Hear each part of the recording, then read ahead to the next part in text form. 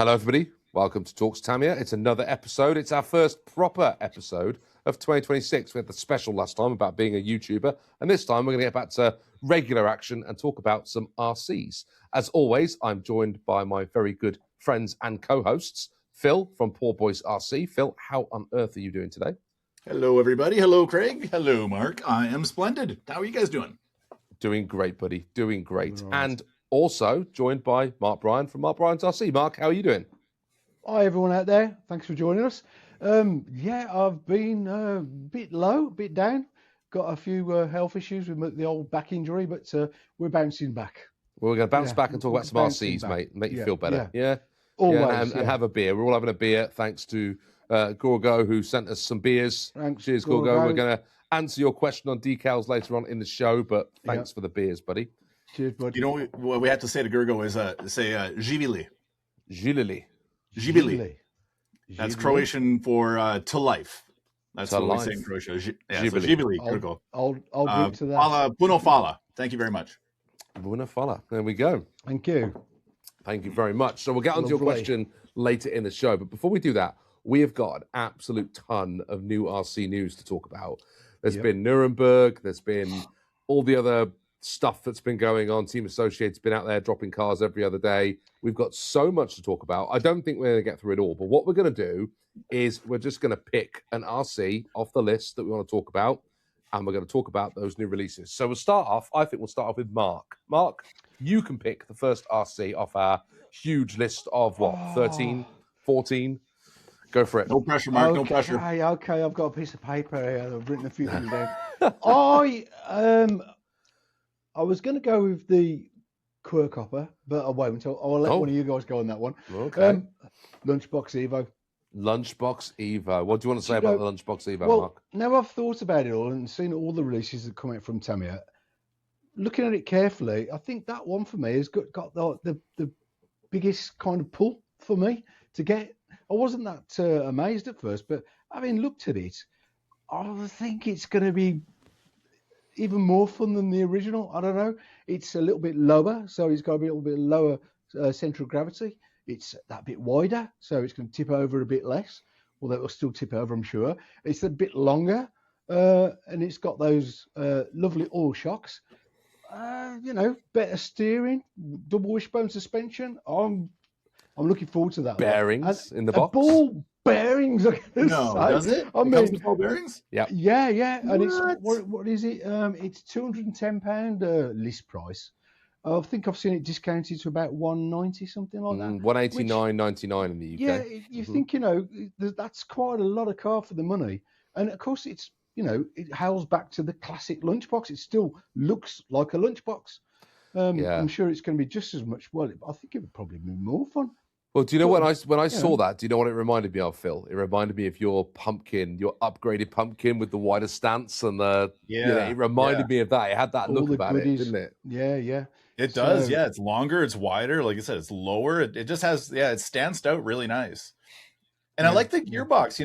When I saw that, because when the Hornet Evo came out, there were a lot of people saying, "How long will it take till someone comes out with a lunchbox or a pumpkin Evo?" Yeah. But they've got the gearbox in the Lunchbox Evo is still sort of that big, rigid, solid axle gearbox. It's not the GTO2 gearbox. It's the old one, isn't it? Yeah, but it's got like a 4 or 5 link thing. Yeah. But it looks like it's going to work a lot better, doesn't it? The rear end's going to work a lot. Like there's a ton of articulation in the back. Yeah. And I'm quite excited about that, as you can see. So I think a lot of people are. Pete Wall is going to be all over that one. I am excited about it, but there's something that really worries me, and that is that body that's screwed in. Huh? Because it screws along the side of the body as opposed to clips. Eight screws. It's 8 screws. It's 4 each side. And I just worry that when you're driving a lunchbox, sometimes it gets a bit spirited, and they take off, and when they roll. I just worry that that's going to crack the body shell because the whole point of the pins is it gives you that little bit of wobble, doesn't it? Yeah. So I just wonder whether there's the other side of there. Maybe there's some little O-rings or something that just gives it a bit of flex. Otherwise, it's just going to bust. That's my worry, anyway. Well, in the original lunchbox, the main problem was those mounting points broke off, didn't they? Because I've got some aluminium ones on mine. Yeah. Because they just shatter, don't they? Yeah, it'd be interesting to see if you're right there, Craig. I'm not sure. But I love the look of it. Love the look of it. I think it looks fantastic. Looks awesome. Yeah, I don't think there's anything that I didn't, other than the screws. There was nothing I didn't like about it. I even liked Vanessa's new haircut. Oh yeah, the bob. She got a haircut. She's got a bob. She's got a bob now. Yeah, she's older, more mature. She's got to go a bit shorter, and she's nearly 40 years on, isn't she? Bless her. Just right for us old guys. I thought she'd have a walker by now. Yeah. Zimmer frame, we call it over here, don't we? Yeah. Oh, dear. No, that's a good shout. You guys going to be getting one of those? I hope so. Yeah.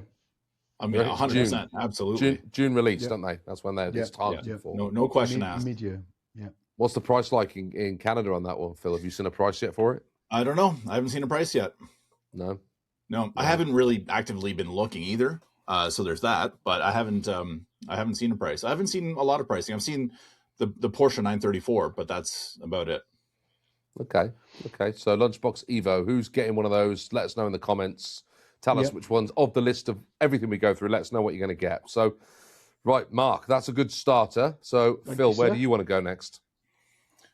Well, I think I just let the cat out of the bag. The Porsche 934. Okay, let's talk about that. Yeah, because I think it's been controversial for some reason. People don't seem to be people seem to be quite split on it. Some love it. Some think it was not really the best thing for Tamiya to have released at Nuremberg this year. And I'm in the camp that I love it. I think it's a very, very cool design. I love the kind of the lengthwise mounted motor, very low slung in the rear, just like it would have been in the real car. Like I love it. Trailing arms in the back. Like I love that chassis. I love everything about it. And I'm really excited to get one. It's extremely expensive. It's way overpriced. But it's one of these cars that I couldn't imagine letting that pass me by and not experience driving that. I think it's going to be a really, really fun driving experience. How much is it in Canada? I think they're like $689, $679. I'm just looking it up here. It's £399 here in the UK. $399, yeah. Yeah, that's about right. Yeah. I think that is a bit extreme, don't you guys? Really, it is. It's not cheap. I mean, we're looking at the TD4 when that came out. What was that? 300? I can't remember. Yeah. Which is that's probably more technical, to be honest with you. Oh yeah. Yeah. Overall. Well, yes and no. I mean, doesn't it have? I can't remember. Doesn't it have alloy shocks in there? Beautiful. Standard? Yeah. Nice alloy shocks. Adjustable turnbuckles. Glass fiber reinforced plastic lower deck. Yeah, it's got that whole some TRF components. It's got some high end stuff. Do you know, Craig? You just said I read that that stat as well about the chassis, but I looked at other pictures of it, and it's a plastic bathtub. Yeah, it is, but it's I don't see any FRP. Glass fiber reinforced. Oh, is it really? It looks plastic to me. Yeah. Okay. It does look like it's an ABS bathtub, doesn't it? Yeah. The lower deck with integrated main and rear frames is molded in glass fiber reinforced plastic. Okay. It really doesn't look like it, because normally FRP it looks a bit like carbon fiber, doesn't it? Normally, but okay. Could we have seen a prototype? Could be. Yeah. Well, yeah, there is that. Yeah. Yeah. Could have been a prototype, and we haven't actually seen the final driving, have we? So, yeah. Do we know what motor comes with? I will tell you if you keep chatting for a second. I will tell you what it says. Mark, have you done something new with your hair? You look great today. What's going on there? I've had a bit of a shave. It comes with a. Me too. Look at that. It comes with. Sorry about that. No motor. No motor. That sucks. And that's a miss. That no is hair, a miss. no motor. No hair, no motor. Yeah. Start of a song. No woman, no cry. Yeah.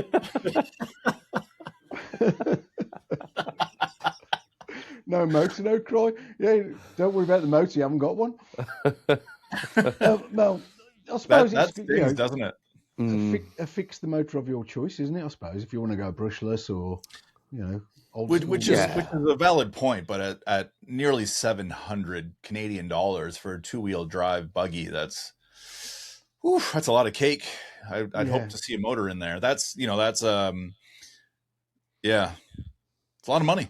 What is interesting, it comes with a scale 1/10 touring car cockpit set, left-hand drive with updated sticker set. That. Yeah, you need a cockpit in a car like that, don't you? Yeah, there was a video, and I can't remember where I saw it, of the wheels not sitting in the arches at the back. I Did really you see don't that? like that. I saw that too. You can buy additional wheels, can't you? You can buy a different wheel set where it's got the wider rears, wider rear fill tires. out those arches. But I saw on Tomley's video, I think you used that as well, Phil, where he was saying that they chose the same width wheels front and rear to make it drive better. That's what they said. Don't know about that. But I don't know about that either, because a lot of sports cars, especially rear-wheel drive sports cars, have staggered wheels, wider in the rear, narrower in the front. That's very, very common. Power going out. Yeah. I don't get it, and I think it does look a bit. It spoils the look of the car. I really think those additional hop-up wheels, they should have been included, if you ask me. Like you say, especially for 400 quid or however many dollars it is. Yeah, optional wheel and tire sets for the ultimate stance appearance on the shelf is what it says here on the Model Sport website. How Tamiya make money, buying all the hop-ups and the extras. But hey, it is. I think it's cool. I think it's really nice that Tamiya have done something very different with that chassis. They've definitely celebrated 50 years, absolutely, of that car. Yeah, lots of people were expecting the 959, though, weren't they? And they were disappointed. They were, yeah. That's going to come later. They'll save that for the 50 years of the 959. Surely, do something special then. If they've gone to this length for this one, they can do that for something else now. Surely. I wonder if they'll do the same with this kind of limited edition. Because the one thing I noticed was that they've got serial numbers. Did you see that? So on the box there's a plaque where there's a serial number. So that means this is going to be a really highly collectible Tamiya, isn't it? Yeah, it is. The prices are. You think this is expensive now, but if you can get one, a few years' time, you're going to treble, quadruple your money. They sold out in the UK already, didn't they? Yeah, sold out on day one. They literally sold out with pre-orders, right? Yeah. Crazy. While the toy fair was still going on, there was an announcement out and said that the UK importer had said, "That's it. We've sold out." Yeah, isn't that something? So, watch out for that. Yeah, but this has been a bit of a common problem with importing cars into the UK. I think Tamiya just doesn't get the quantities in right now for some reason, but they always seem to be off. Honda City Turbo wasn't enough. The Hornet with the cow pattern, I can remember his name. It's not written down. I can't say it. That was short. There wasn't enough of those come in. There wasn't enough of the Peugeot 306, believe it or not, when they re-released that on the BT01. There wasn't enough of those come in.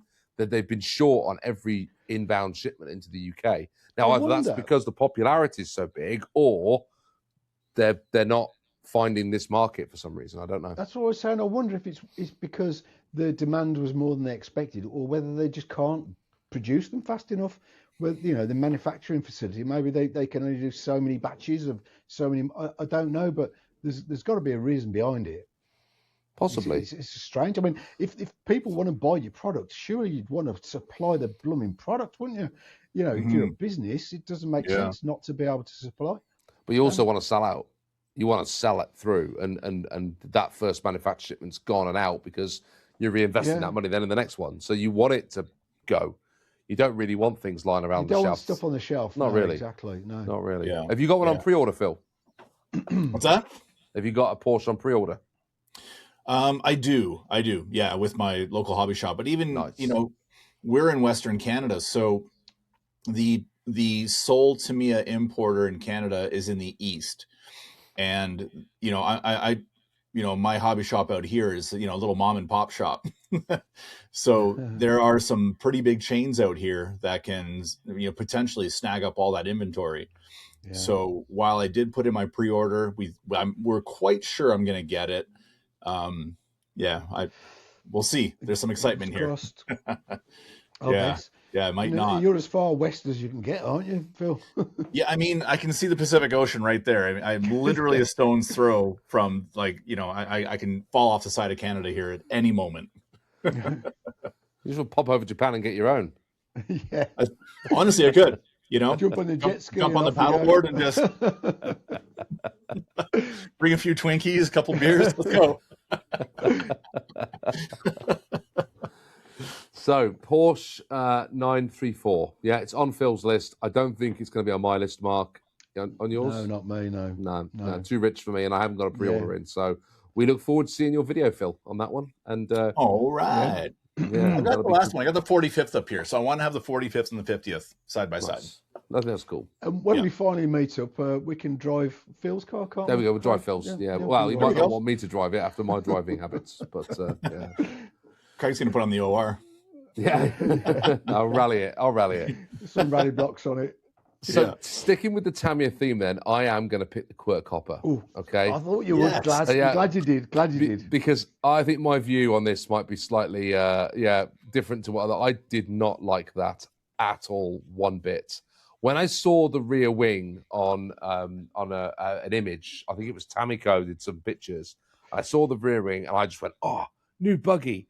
And then when I saw it, I couldn't have been more disappointed. It looked like they went through the parts bin and went, right, we got some of these wheels left over. There's some headlights from another model here. We'll stick those on the front. And there's a wing left over from some 90s buggy that we didn't sell. We'll stick that on the back. And yeah, that looks all right. We'll sell that. Yeah? They said, "Oh, that looks a bit quirky." It's like when you're in the third grade and you draw like your dream car, and it's got just key elements of like 5 very different cars.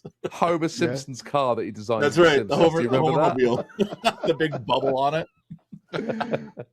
So I didn't like it, and then what I hate about it even more is every time I try and type Quirk Hopper into my phone to make a comment about it, it ends up being Work Hopper because the Q and the W are too close to each other, and it infuriates me. So that thing has really got my back up, and I do think it's such a shame because the squash van on that platform was awesome. It looked great. I don't know if it sold well for them, but this is just, if they were wanting to push that chassis out, this was, I don't think, the way to do it. But then what do I know? But then they also discontinued the squash van, which I found curious because that GFO2, is that what it is? GFO2, I think, chassis? Yeah. I think, I thought it was just gone if they discontinued it, but now the chassis is back just with a new body. So why would they discontinue the I don't know. Maybe discontinue that body and the larger body post. I don't know. It sounds kind of wacky to me. There's no difference, is there? It's just a different body, right? No, just exactly. Different body. Yeah. But guys, don't you think the one thing for me is Tamiya have always for me been like renowned for their names, classic names, Blackfoot, Hot Shots. Yeah. You know what I mean? Terra Scorcher, Quirk Hopper. Come on, guys!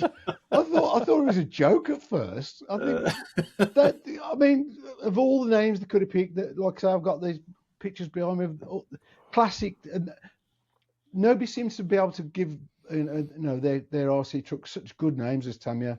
You look at other manufacturers, and China certainly can't do it. And that, for me, that they just like dropped the ball. The Monster Hopper would have been good, wouldn't it? The Monster Hopper. Anything would have been better than Quirk.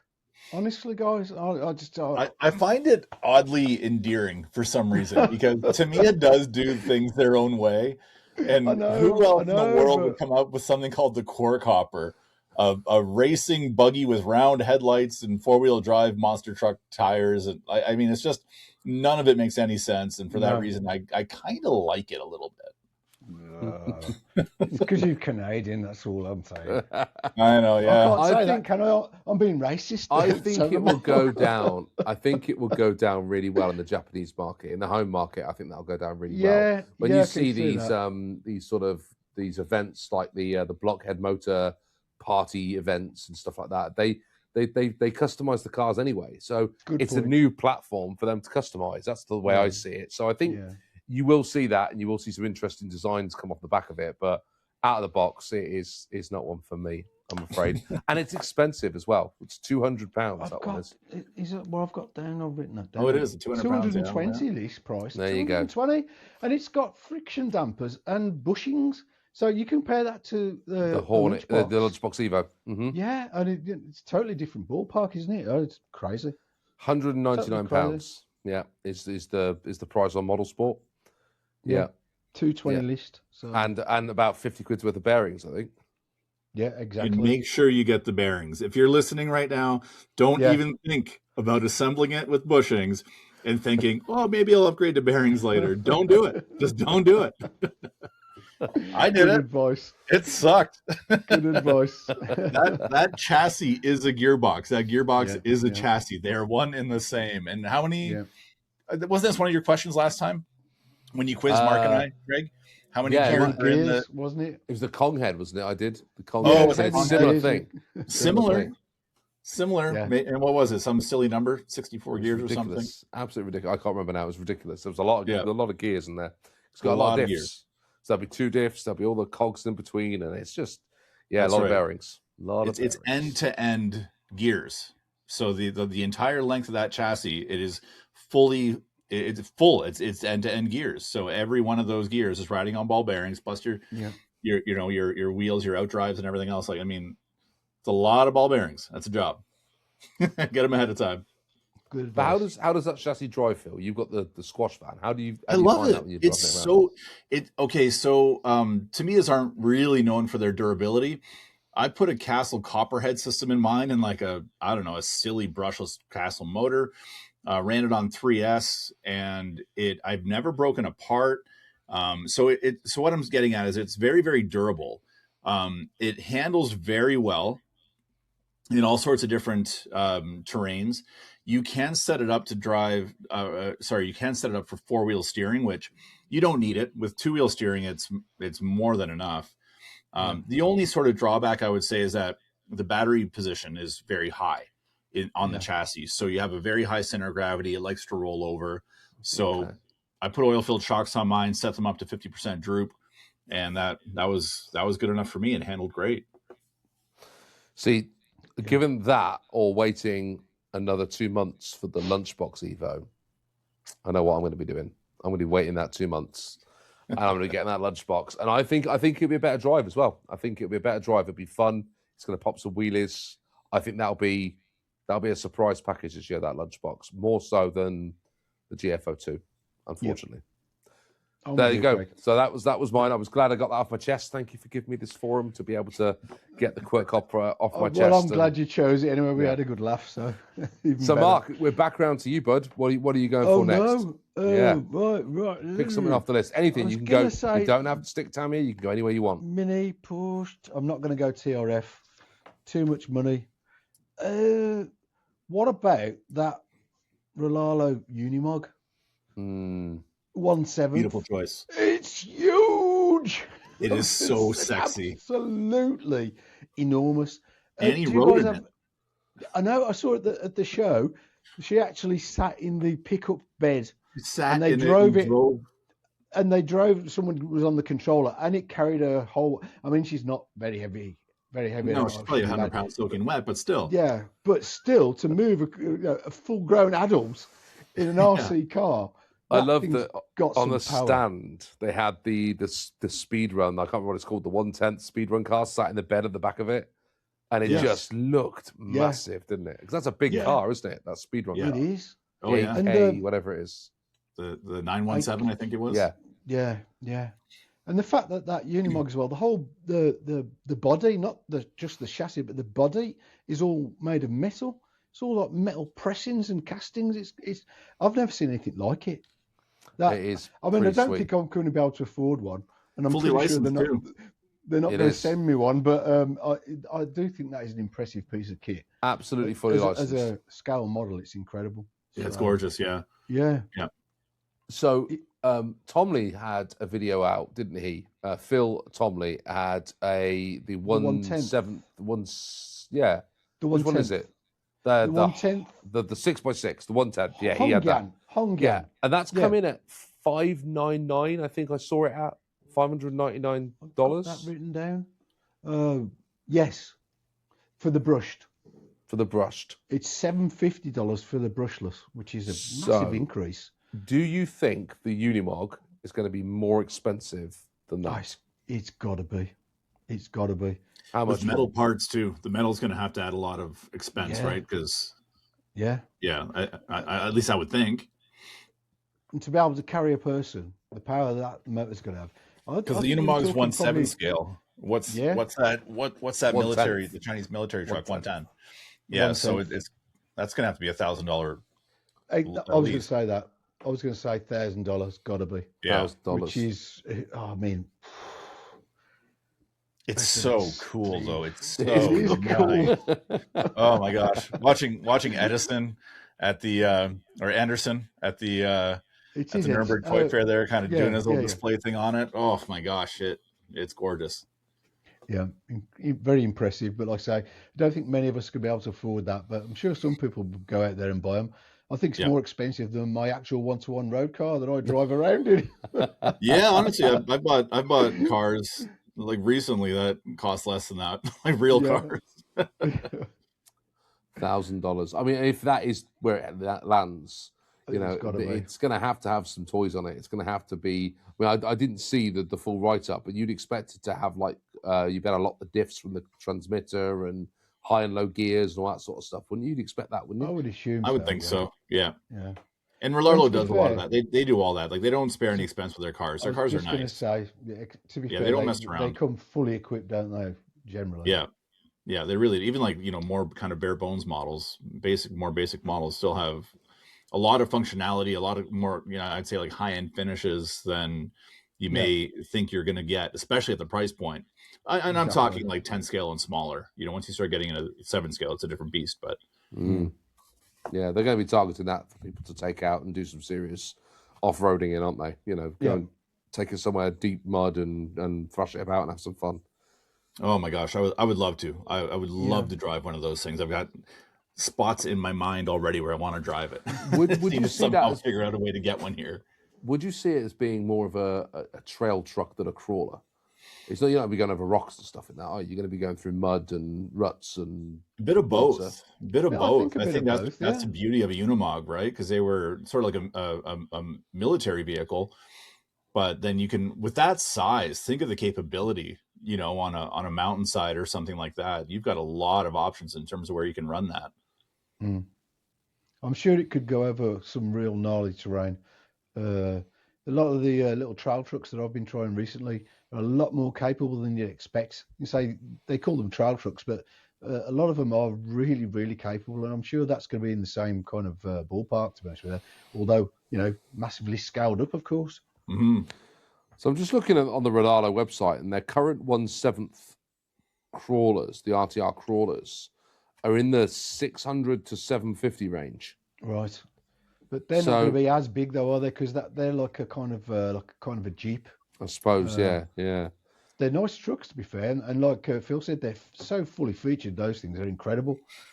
I think it'll be a bit more expensive than that, Craig, because of the actual scale size is going to be that much bigger because the Unimog's such a big truck, and the shipping's going to be expensive. Yeah, true. It's licensed, and then they've got to ship it out and get it overseas. It's going to be heavy, isn't it? That's going to be a tank to ship. We talked about this before, didn't we? That the bigger scales are going to add to the cost to the end user because they've got to come all the way across the ocean, haven't they? That's right. And that weight adds to the cost of the shipping so much. That's what we were saying before. They favour the 1/14 and 1/16 scale because they're cheaper to ship. Correct. The price to the end user is therefore that much lower. So that's going to be a massive factor. Is going to be in the price, isn't it, with these bigger trucks? On their website, I think it even says free shipping on all vehicles except for there was like that kind of that larger Jeep that they have, you know, and that was before these new Nuremberg releases. I haven't been on the site for maybe a month, but So there we go. I look forward to seeing those Unimogs sloshing around in the mud and people having fun with them in the course as the year goes on. Right, Phil, over to you. Next choice, please. I have my eyeballs on something. Again, it's going to be ridiculously expensive, but super cool. The JConcepts reactor monster truck. That thing is so gorgeous. And it's got some interesting build or design elements, like it's got leaf springs as well as the shocks. So I don't know. I haven't taken a deep dive into this platform yet, but from what I've seen so far, I watched the JConcepts video on it. You've got 3 different wheelbases that you can select with it as well. You do like a super narrow wheelbase, which looks kind of cool, kind of an homage to the OG Bigfoot, I think is what they did. Yeah. But then you can also stretch it right out. And I mean, it just looks like such a wild next level RC racing monster truck chassis. I don't know. I mean, I would love to try to drive something like that, but I think it just comes as it's just a chassis. You've got to add your body, electronics, tires, wheels and tires. Yeah. So I mean, you're going to be $1,500 by the time you're done building that thing easily. Wow. And then is it worth it? I don't know. I'll let someone else figure that out. But the initial, just the look of it and the thing, anything, I like JConcepts, everything they put out there. There's a great company, and it's cool to see it. Something it's very unique. I saw that thing, and at first I thought I was watching a monster truck as it was coming around. I thought it was a full scale. Really? And then I realized that it wasn't, and just the way it moves, the way it sets, the way it jumps, and everything just looks perfect scale.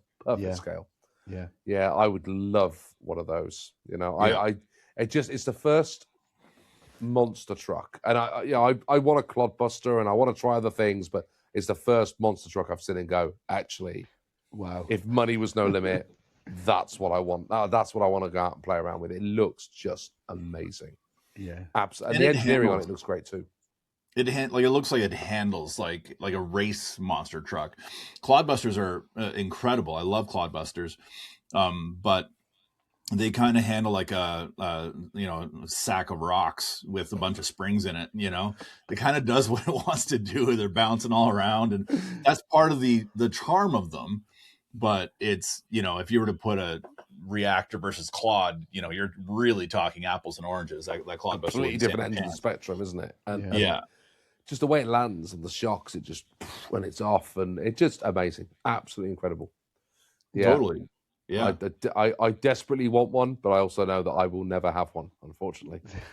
Yeah, unfortunately, we're talking about real high level, really expensive trucks at the moment, aren't we? The last few we've talked about have all been super expensive. But I think it shows the breadth of the hobby, though, because there are these things that are just super high end that are still aimed at people having fun with. They're not, I mean, I'm sure there are monster truck racing, but the majority of people that buy that won't be racing competitively monster trucks. They'll be buying it because they really want that model and they want to take it out and have some fun with it. It just looks so good. Oh no! And I'm sure it'll be the same with that Unimog. That Unimog will appeal to a certain group of people who go, I want to spend that sort of money because I want to have a good quality thing. I want to go out and play with, and that's what I enjoy doing. I enjoy go trailing, when I go rock climbing, and that's what I want to do with it. Yeah, agreed. It's just there's a different part of the market that, I'm certainly not playing in that part of the market at the minute. But I can see it must exist. People spend a lot of money on these things. Yeah, definitely. Yeah, it's the best of what that is, from what I can tell. So if you're into monster truck racing, you're gonna want that. You're gonna want that chassis, and you'll probably win with it. Yeah, it's a 2.0, isn't it? So this is the second version of the reactor. They've got a first version that's currently out. Is it? I think. Is it? Yeah, I think so. I think that's what I read. Yeah, I think that's what it looked like when I was sort of scrolling through all the information. So it looks like there is already a version out, but this is the ultimate version. It's cool. Yeah, looks good. Yeah. So unfortunately, no monster trucks for us. Not at that price. No. So my next pick. Let's bring us back down to something more affordable. Let's talk about the Team Associated RC10 4x4 pickup. Now, do we have to? because I'm again going against. I think the current impression of that. I quite liked it. And it's not, and I saw it bouncing around. And it was doing its thing, and it was like, bah, bah, bah, bah, bah, and I thought, I like everybody else said that looks awful. But then the more I see it, the more I see the body shell on top of the chassis, I go, it's quite a nice looking little model actually, and it's only £130. You haven't bought one, have you, Craig? No, not yet. Oh, no, I thought you were going to surprise us and go, and guess what? I was hovering over I was hovering over the buy button the other night, and my conscience got the better of me because some viewers said, "Hey, you should go and check out this model, which is exactly the same thing." And of course, I started doing some research and found out that, yeah, it's probably not the best model in the world. So I'm now sort of gently crawling back, but I like the concept. Yeah, you could dye all the white plastic any color you wanted to. You can, and I thought it looked quite neat for the price point. But what is it? I was confused when I watched their promotional video for it, because I know it's a repurposed whatever the heck it used to be, but what is it? Is it a trail truck? Because they're kind of racing it around. They're kind of jumping it through like some. It was a race truck, is the way they sold it to me. I thought it was a race truck. But it's got solid axles and apparently no suspension, and what appear to be really hard tires, like CCO2 tires, CCO1 tires on there. CCO1, yeah. Like what is going on? I couldn't wrap my head around what I was watching. That you'll spend more than the price of the RC to put it back to a state where you can actually do stuff that you want to do with it. So take the price, double it, and that's what you're really going to pay for it. Sure. Yeah, that makes sense. Yeah.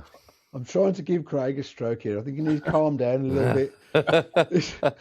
I think you're losing the plot here a bit, Craig. So I did stop myself. Where's the Tamiya flag gone? Come on, mate. But I'll tell you why I did stop myself as well, though, because the price that I paid for my RC10T that I bought was only, I know I just paid just over 200 quid for that. Right. So, and that's a lot more of a fun truck to play about with than I think this would be. So I did stop myself, but I did quite like the look of it, stationary before it started moving. I thought, ooh, and then obviously in motion, it wasn't so good. Yeah, the white I like the white plastics, to be honest. Not everyone does, and I can see why on a trail truck you wouldn't want white plastic. I mean, you're grinding over rocks and you're gonna get dirt in there. It's not going to look very, very nice.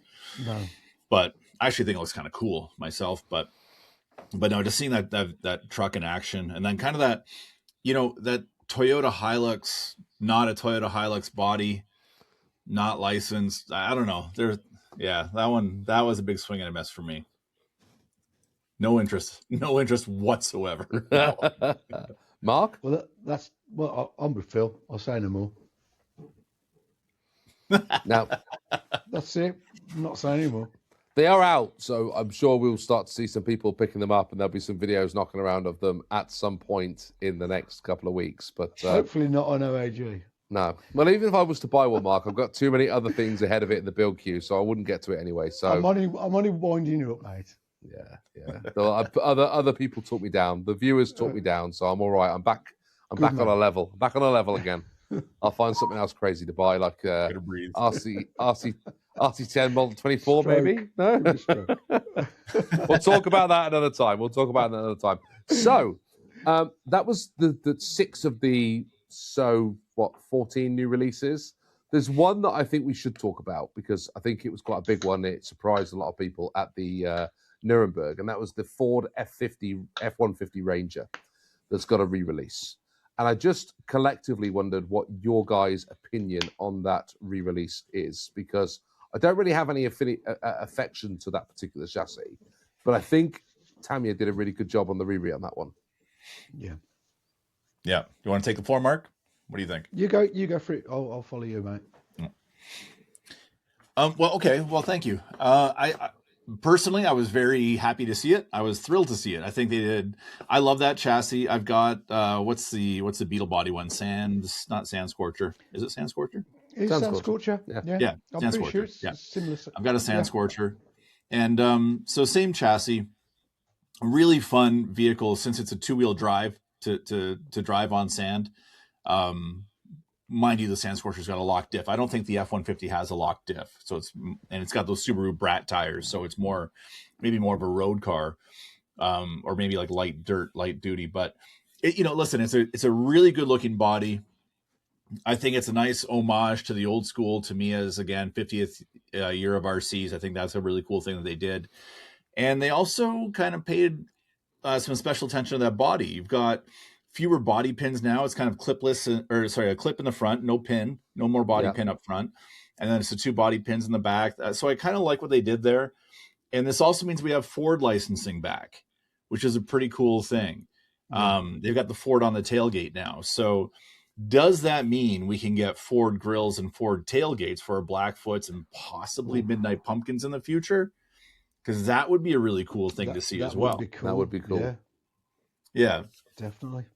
Fun chassis though. Have you guys driven those ones in SRB before?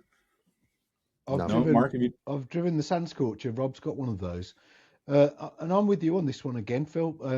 I think it's a cracking re-release. I really do like those old chassis. They're like the proper original Tamiya RC cars, aren't they? They've got those FRP plates.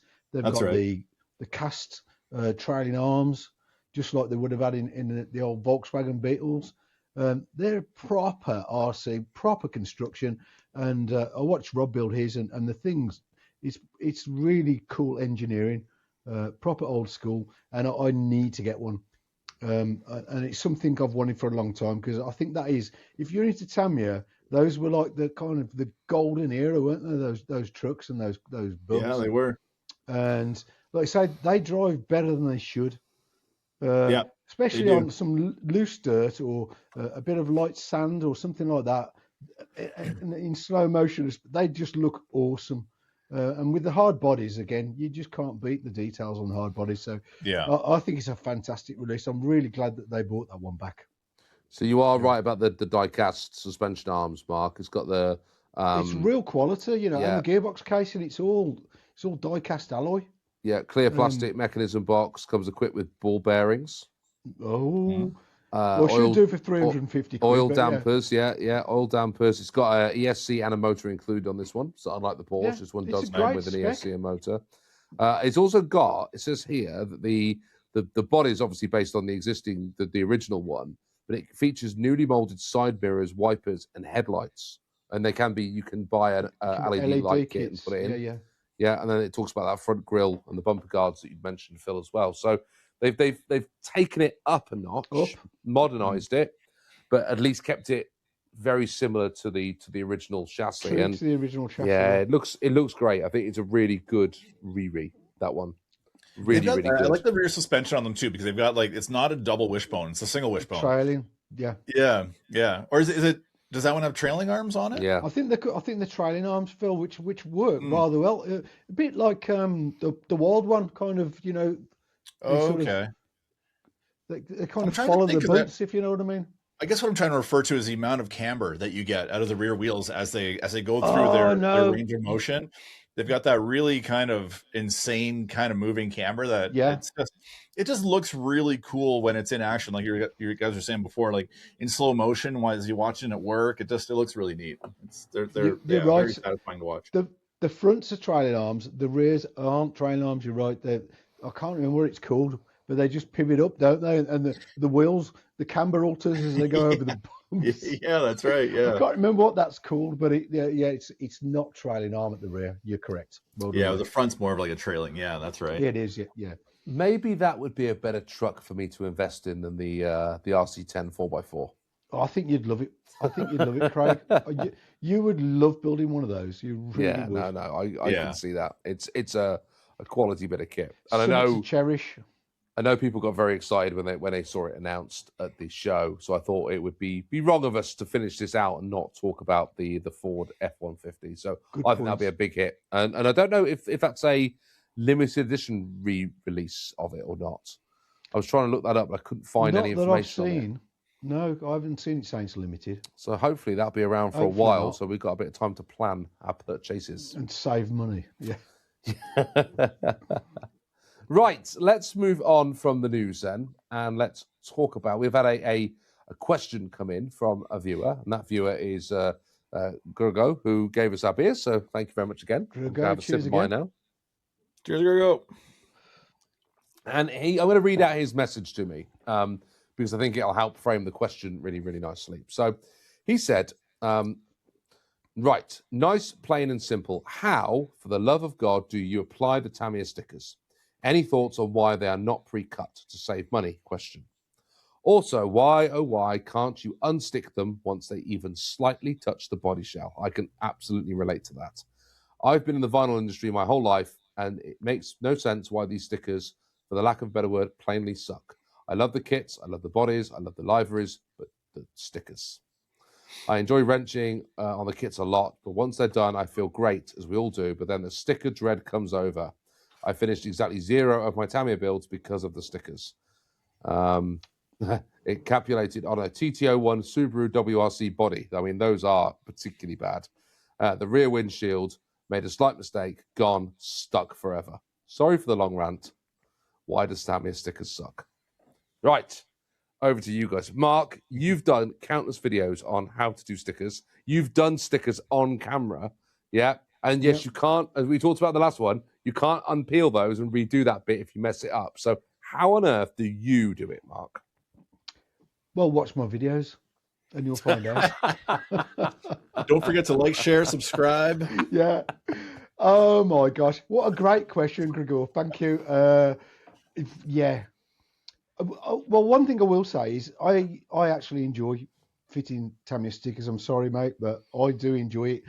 I'd rather cut 1,000 stickers than one body shell out, one Lexan body shell, because Lexan body shells just freak me out. It's like one mistake, one false cut, and throw it in the bin. At least go with a sticker.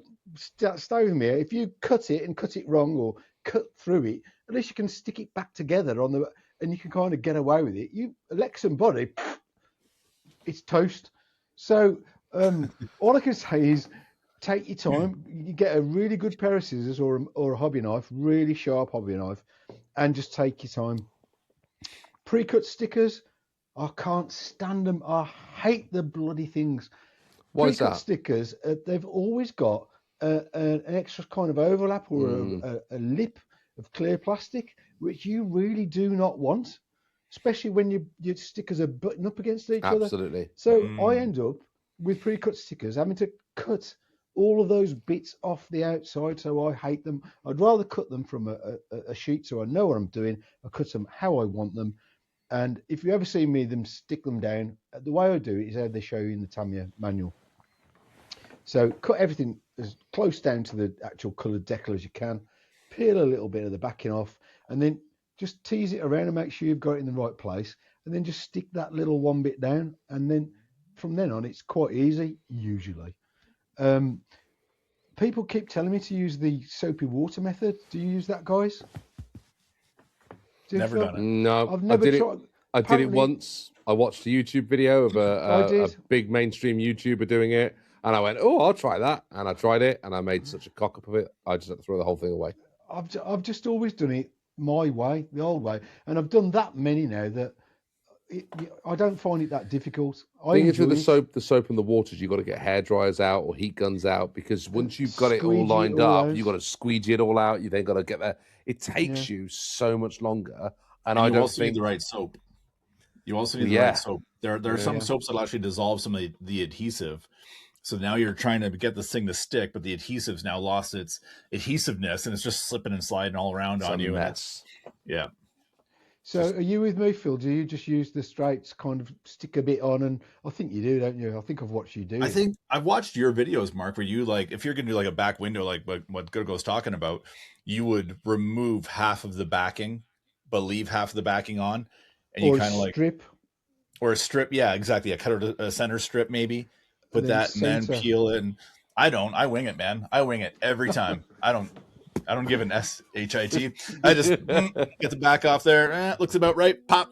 And if it's not perfect, I don't stress about it, because after building 100+ cars, what I've realized is that not a one of them is perfect. But when you're out there, you're cutting the body and you're trimming the stickers and you're like, oh, I'm going to make it so perfect. And whoop, and you slip. And you're like, oh, you get so mad at yourself. Just understand that that's part of the process. If you're willing to accept failure like I am, and it's not going to be perfect, just, I don't know. None of mine are perfect, but they're good enough, and I'm happy with that. It's not the end of the world, is it, to make a mistake? Yeah.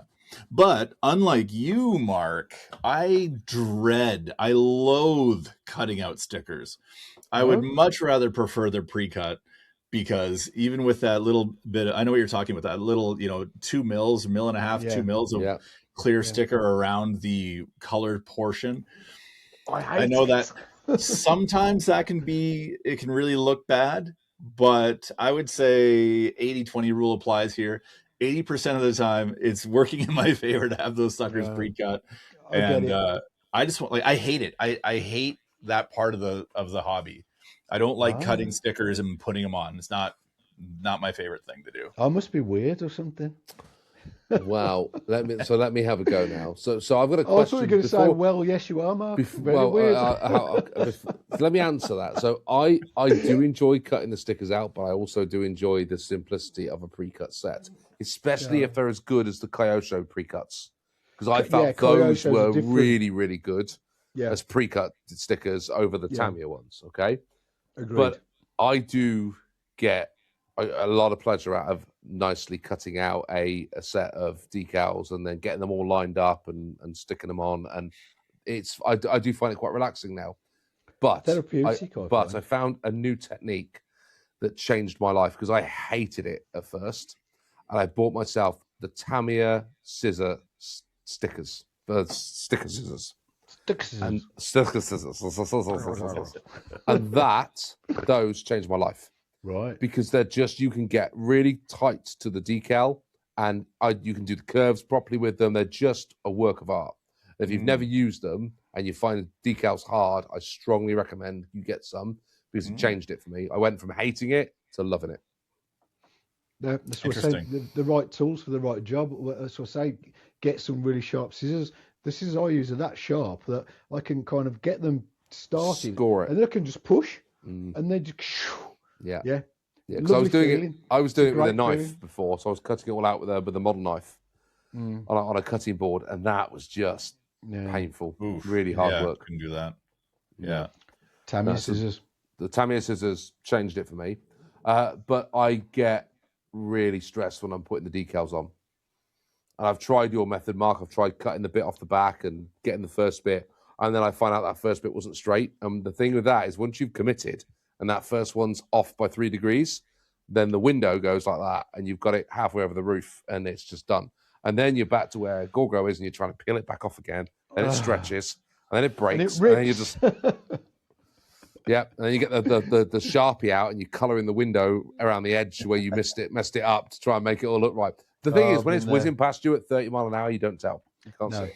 No. Maybe I've been lucky. Like I haven't had, because I put down a number of stickers the wrong way. Then I got to peel them back off. And if I do that with like an MCI or an aftermarket sticker, don't even try it because it's just not the same level of quality, and they're just not built for that. But the Tamiya stickers, I've actually had good luck with them. And if I've put them on wrong, I've been able to kind of remove them. But I guess maybe I'm not putting on the whole, I wouldn't remove the entire one. That's not going to work. But I think, just kind of get it started, get it lined up close enough, and hope for the best. Start in the middle, push the middle, press down the sides, and it is what it is. Let's go. Yeah. And I mean, I'm happy with most of my cars. They're never perfect, but I'm happy with them. So what happens when you get that decal on the bonnet of your Subaru and there's that big air pocket right in the middle because you haven't got it done properly? How do you get rid of that? You get your hobby knife, sharp as you can, and just put a little slash into it. Yep. And push the air out. Yeah. Don't use a pin. Don't use a pin or anything because it'll make an indentation into it. You need to slice it, just a tiny little slice. It's a little score. On the edge of the bubble, and just push the air out. On the edge of the bubble? It'll be gone.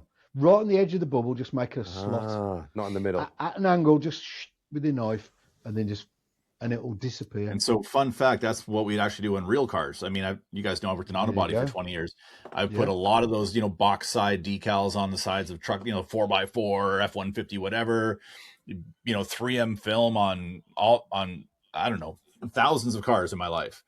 And anytime I get one of the air bubbles, just, like Mark said, just a little cut with a razor blade, push the air razor out. blade, That's what I use. a lot of guys use hobby knives. I just use these for 20 years. I'm just more comfortable. That's probably better. Yeah.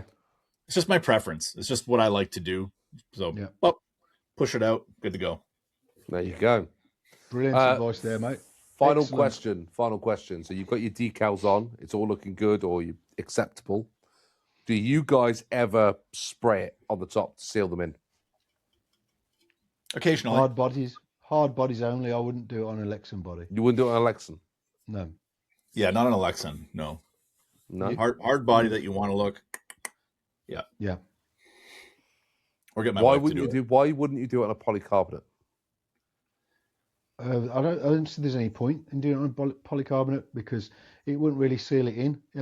I think the thing is with the polycarbonate paint you'd have to put on, the clear polycarbonate, isn't compatible with the actual vinyl, or I don't know what it actually is, but polycarbonate paint only really sticks on polycarbonate because it kind of makes like a chemical bond, doesn't it, Phil? Yeah. There's something in the paint that bonds. And it won't bond to non-polycarbonate surfaces. So yeah, the stickers are not polycarbonate; they're vinyl or something, or some plastic. So that's why I wouldn't put it on a polycarbonate body, because it'll come off the stickers. Well, and the other element, at least in my perspective, would be that polycarbonate bodies, you paint the inside, so now it's shiny. And when you put your sticker on, most stickers have a shiny surface to them already. So it's all, to me, it's shiny enough. If I make any more shine, I'm going to spend more money with more product, open myself up to potentially more issues.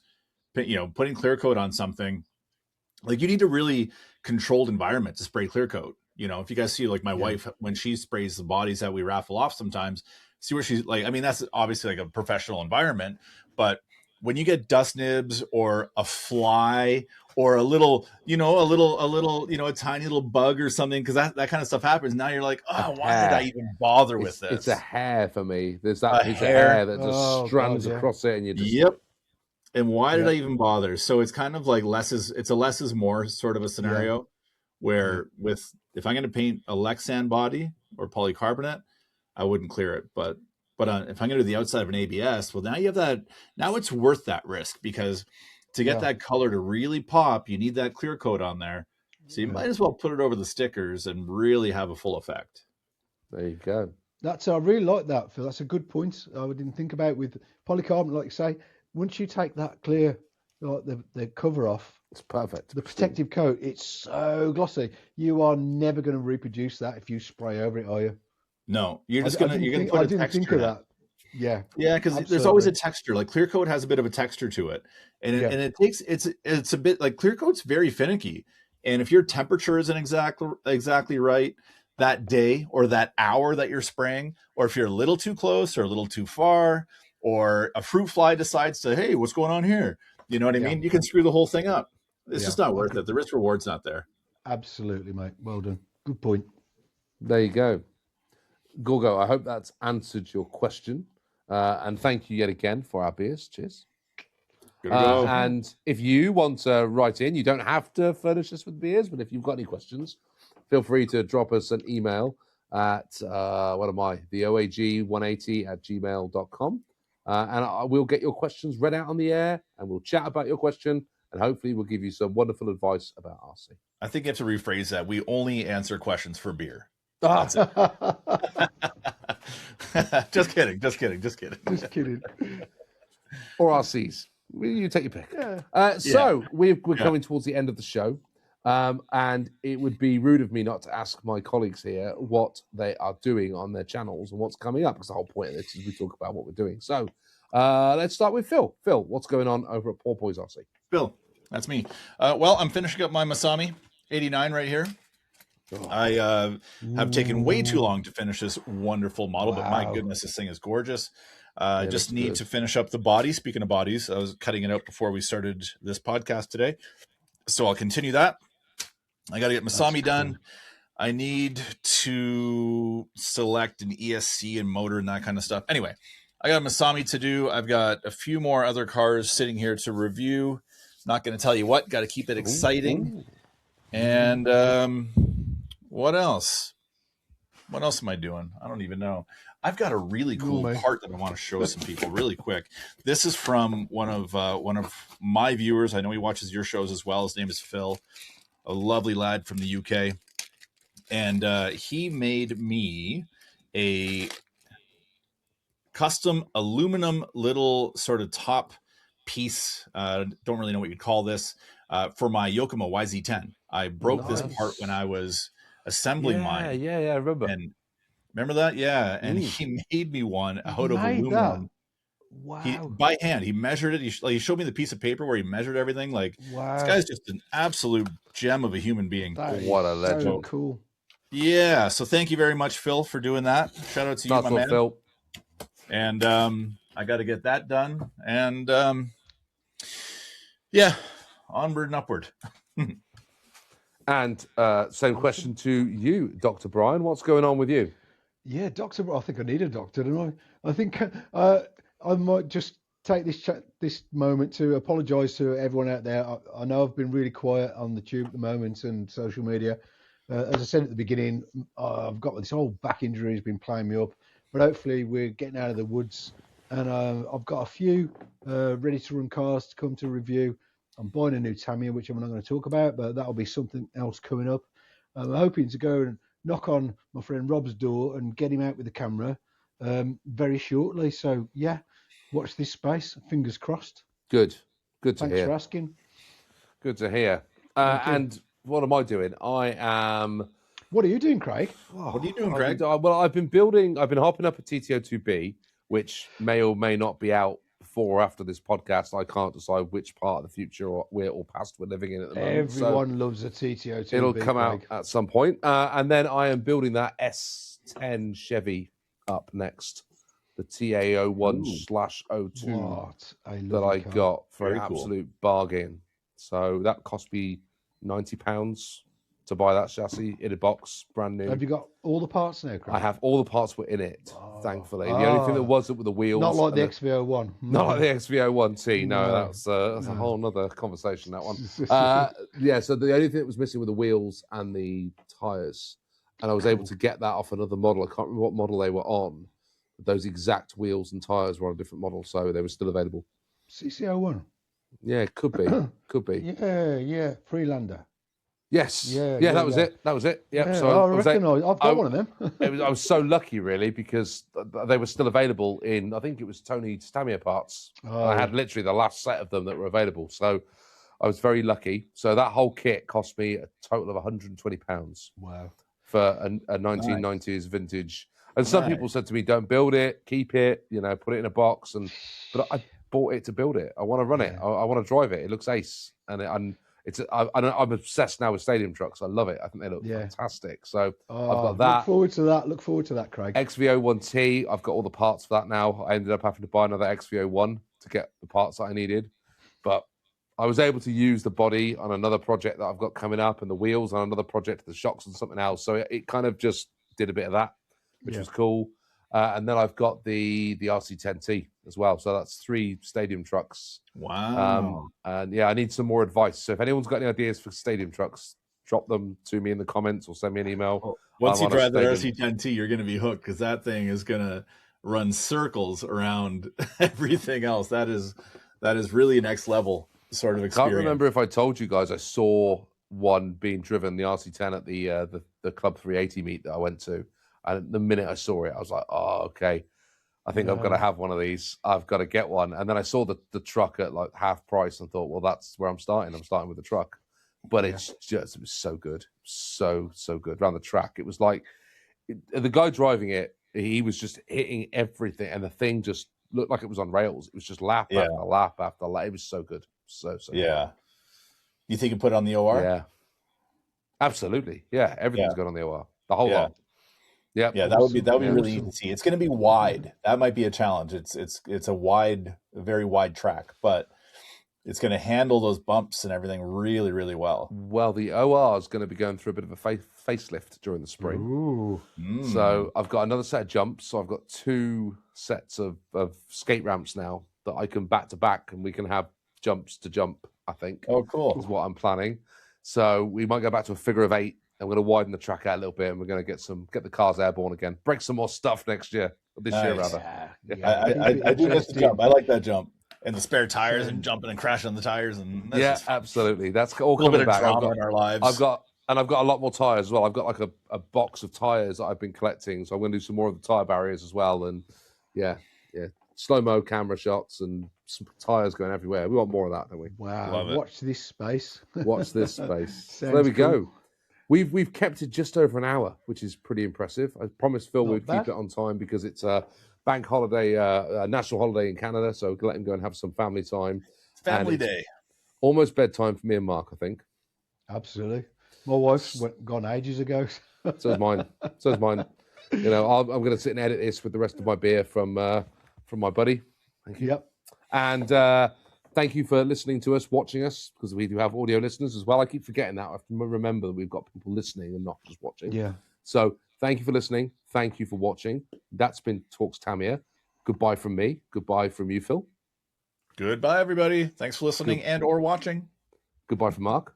And it's goodbye from Mark. And it's goodbye from Craig. And we'll see you all Craig. soon on Talks Tamiya. Thanks, everybody. See you later. Cheers, Adios. everyone. Bye.